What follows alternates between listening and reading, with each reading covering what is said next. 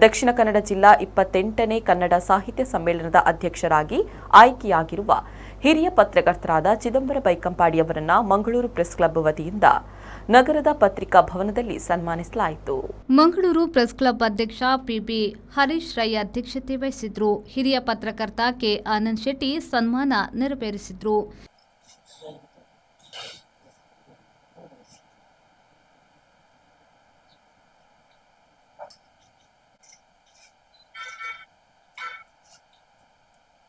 ದಕ್ಷಿಣ ಕನ್ನಡ ಜಿಲ್ಲಾ ಕಾರ್ಯನಿರತ ಪತ್ರಕರ್ತರ ಸಂಘದ ಅಧ್ಯಕ್ಷ ಪುಷ್ಪರಾಜ್ ಪಿಎನ್, ಪತ್ರಿಕಾ ಭವನ ಟ್ರಸ್ಟ್ ಅಧ್ಯಕ್ಷ ಅನ್ನು ಮಂಗಳೂರು ಉಪಸ್ಥಿತರಿದ್ದರು. ಚಿದಂಬರ ಬೈಕಂಪಾಡಿ ಅವರಿಗೆ ಮುಂಬಯಿಯಲ್ಲಿ ಕರ್ನಾಟಕ ಸಂಘದವರು ಗೆಸ್ಟ್ ಆಗಿ ಕರೆದ್ರು. ಗೆಸ್ಟ್ ಹಾಗೆ ನನಗೆ ಹೇಳಿದ್ರು, ಹೀಗೆ ಬಾಂಬೆ ಹೋಗ್ಲಿಕ್ಕುಂಟು, ಹೋಗೋಣ ಅಂತ. ಆಯ್ತು ಹೋಗುವ ಅಂತ ಹೇಳಿದೆ. ನಾನು, ಚಿದಂಬರ್, ದಯಾನಂದ್ ಪಯ್ಯಾಳೆ, ಒಬ್ಬರು ಫೋಟೋಗ್ರಾಫರ್ ಬೇಕಲ್ಲ, ಹೊರಟೆವು. ಮಧ್ಯಾಹ್ನದ ಟ್ರೈನ್, ಮರು ದಿವಸ ಬೆಳಿಗ್ಗೆ ಮುಟ್ಟಿತ್ತಲ್ಲಿ.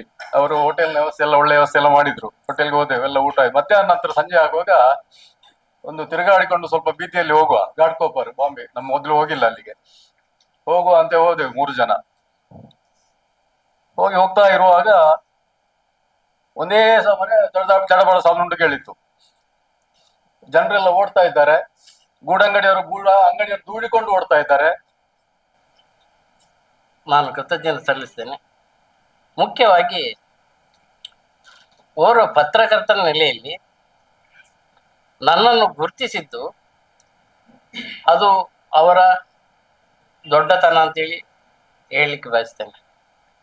ಅಂದರೆ ಪತ್ರಕರ್ತರಾಗಿ ದಿವಂಗತ ಮನೋಹರ್ ಪ್ರಸಾದರು ಇದ್ರು. ಅವರಿಗೆ ಕಾರ್ಕಳ ತಾಲೂಕಿನ ಸರ್ವ ಅಧ್ಯಕ್ಷತೆಯನ್ನು, ಸಾಹಿತ್ಯ ಸಮ್ಮೇಳನ ಅಧ್ಯಕ್ಷತೆಯನ್ನು ಕೊಟ್ಟಿದ್ರು. ಮತ್ತೆ ಈಗ ಈ ಜಿಲ್ಲೆಯ ಸಮಗ್ರ ಸಾಹಿತ್ಯದ ಹಿನ್ನೆಲೆಯಲ್ಲಿ ನನ್ನನ್ನು ಆಯ್ಕೆ ಮಾಡಿದ್ದಾರೆ. ಇದು ಪತ್ರಕರ್ತರಿಗೆ ಸಿಕ್ಕಿದಂತ ಒಂದು ಸ್ಥಾನ, ದೊಡ್ಡ ಗೌರವ ಅಂತೇಳಿ ನಾನು ತಿಳ್ಕೊಳ್ತೇನೆ. ನಿಮ್ಮೆಲ್ಲರ ಪರವಾಗಿ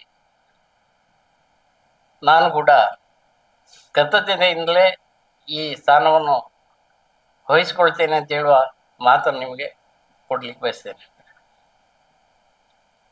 ಪತ್ರಕರ್ತನಾಗಿ ಸುಮಾರು ವರ್ಷ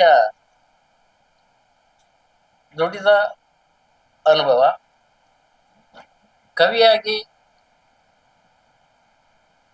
ಕಥೆಗಾರನಾಗಿ ಸಾಕಷ್ಟು ಕೆಲಸವನ್ನು ಕೂಡ ಮಾಡಿದ್ದೇನೆ. ಈ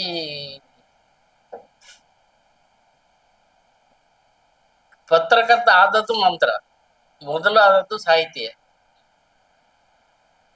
ಶರಸಾಲಿಯನ್, ವಿ4 ನ್ಯೂಸ್, ಮಂಗಳೂರು.